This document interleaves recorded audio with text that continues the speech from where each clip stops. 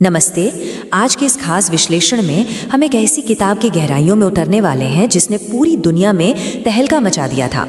Rhonda Byrne की मशहूर किताब द सीक्रेट।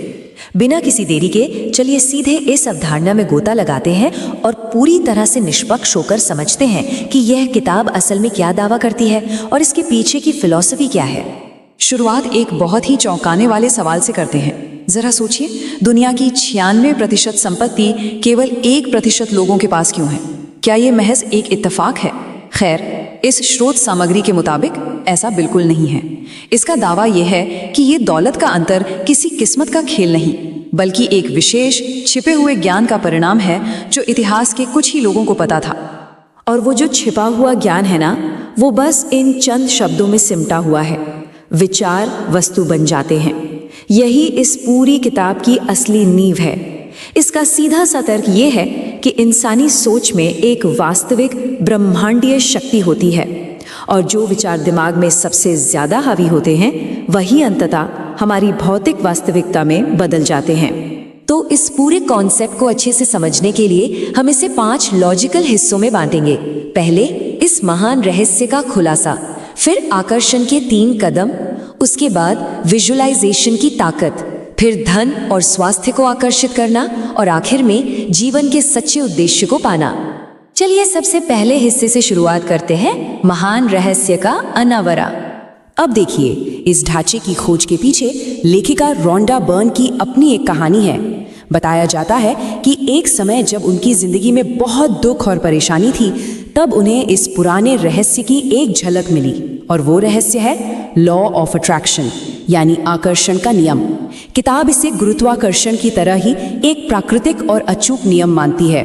इसका सीधा सा मतलब ये बताया गया है कि दिमाग में जो विचार प्रबल होते हैं, एक इंसान ठीक उन्हीं चीजों को, चाहे वो अच्छी हो या बुरी, एक चुंबक की तरह अपनी ओर खींच लेता है।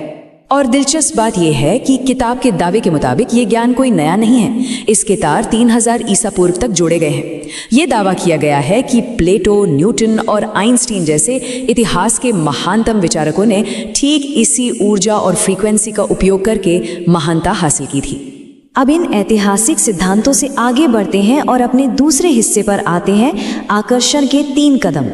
थ्योरी तो हो गई, लेकिन असल जिंदगी में इसे कैसे लागू करें, इसके लिए एक सख्त 3 स्टेप्स वाला फॉर्मूला बताया गया है। पहला कदम है मांगना, यानी स्पष्ट रूप से बताना कि क्या चाहिए। दूसरा है विश्वास करना, उस अदृश्य शक्ति पर अटूट आस्था रखना। और तीसरा है प्राप्त करना, उस चीज के मिलने की खुशी को आज और अभी महसूस करना। किताब जोर देकर कहती है कि अगर भावनाएं मिश्रित होंगी तो नतीजे भी मिश्रित ही मिलेंगे। इसलिए पूरी स्पष्टता होना बहुत जरूरी है। इसे एक बहुत ही शानदार उदाहरण से समझाया गया है। मान लीजिए कोई रात में गाड़ी चला रहा है। हेडलाइट्स केवल अगले 200 फीट का रास्ता दिखाती हैं, है ना? फिर भी कोई चाहे तो अंधेरे में कैलिफोर्निया से न्यूयॉर्क तक का सफर तय कर सकता है, सिर्फ इस भरोसे पर कि रास्ता आगे खुलता जाएगा। यह इस बात पर जोर देता है कि चीजें कैसे होंगी, इसकी चिंता ब्रह्मांड पर छोड़ देनी चाहिए। पहली सीढ़ी पर कदम रखने के लिए पूरी सीढ़ी का दिखना जरूरी नहीं है। और यहीं से हम अपने तीसरे हिस्से की तरफ बढ़ते हैं, जो है विजुअलाइजेशन, यानी मानसिक चित्र बनाने की शक्ति। उस विश्वास वाले चरण को बनाए रखने के लिए किताब मानसिक चित्र बनाने की सलाह देती है। इसे समझाने के लिए जॉन असराफ का एक बड़ा ही हैरान कर देने वाला किस्सा है।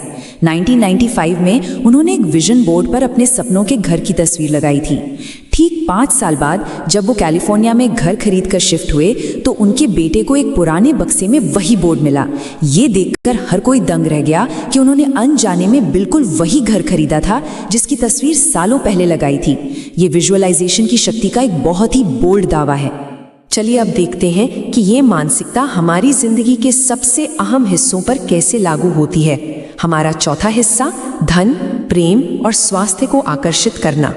यहाँ एक बड़ा ही दिलचस्प विरोधाभास सामने आता है।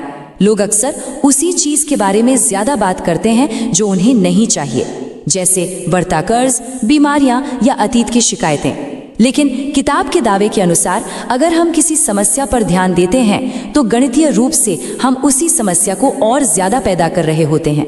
इसके बजाय ध्यान असीमित प्रचुरता और वर्तमान की कृतज्ञता पर होना चाहिए।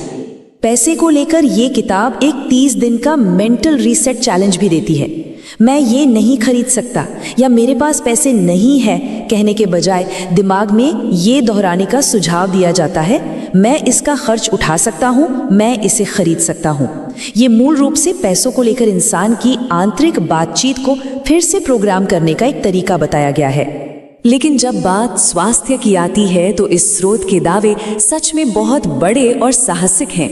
ये प्लेसेबो प्रभाव का उदाहरण देकर तर्क देती है कि मानव मस्तिष्क शारीरिक उपचार में सबसे बड़ा कारक है। दावा है कि मरीज केवल विश्वास की शक्ति से एक साधारण चीनी की गोली खाकर भी ठीक हो सकते हैं।